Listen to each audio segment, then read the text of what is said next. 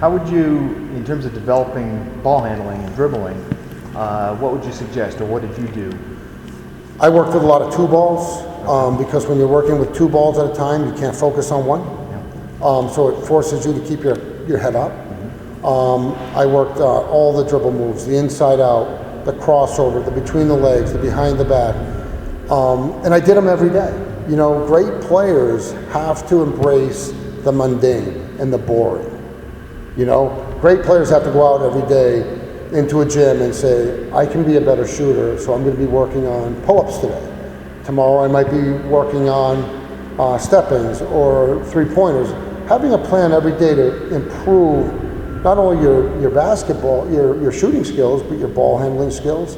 I would always work on my physicality, getting quicker. I did a lot of footwork drills so that I had the quickness to go by people. I would work on strength training, so I was strong enough to keep the energy and play an entire game. So I really focused on all the little pieces that make great players. I always say there's 4 things that make great players. Number 1 is you have to understand the game. You know, you can't be all about yourself. It's a team sport. So you got to understand how to play the game and have high basketball IQ. Number 2, you have to really have the skill. You know, you have to be able to dribble and shoot and pass and do all those things very well. The third thing is the physicality. You have to have quickness and speed and strength, and so you have to keep your body in great shape. You have to eat well, and you got to sleep well, and you got to do all those things so you're at your peak performance every day.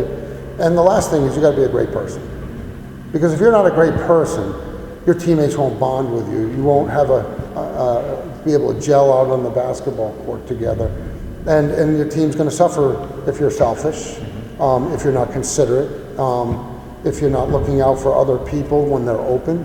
So, you know, a lot of kids will go out there and say, I can dribble all day long or I can shoot all day long, but they never listen to their coaches, so they never learn how to play.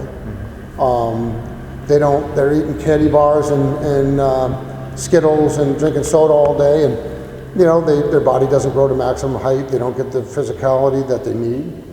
So, you know, if you want to be a great player, it requires sacrifice. If you want to be a good player, it requires sacrifice. If you want to be an average player, well, there's a lot of those, and that's fine, you know, if that's what you want to be.